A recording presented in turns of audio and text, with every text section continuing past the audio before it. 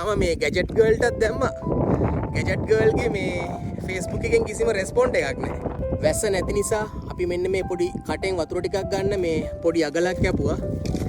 දැන් මේ අගල තමයි තියෙන්නේ. උදේ ඉඳලා මේ අගල කැපුවා. මේ අපි පොඩි ට්‍රික් එකක් දාන්න යන්නේ මේ ග්‍රැවිටි එක යූස් කරලා. මොකද මේ පැත්තෙම තියෙන මේ කුඹුරු එකක්වත් වගා කරලා නැහැ.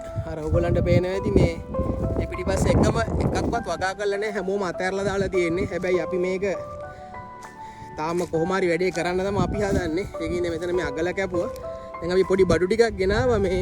ඒකෙන් අපි මේ වතුර කුඹුරට ගන්න හදන්නේ බලමු. වැඩේ හරි ගියොත් ට්‍රික් එක හැමෝටම පෙන්නන්නම් කොහොමද කළේ කියලා. මම මේ ගැජට් ගර්ල්ටත් දැම්මා. ගැජට් ගර්ල්ගේ මේ ෆේස්බුක් එකෙන් කිසිම රෙස්පොන්ඩ් එකක් නැහැ. මේ පේනවනේ කුඹුරු ඔක්කොම කාස්ට් එක වෙලා තියෙන්නේ. මේ අපේ කුඹුරට වයි කියන්නේ දැන් මේක පෙඟෙන්න වතුර අඩුම ගානේ වතුර ලීටර් ලක්ෂ 6ක් කුඹුර ඇතුළට එන්න ඕනේ. එහෙම නැත්නම් අපිට මේක කරගන්න බෑ.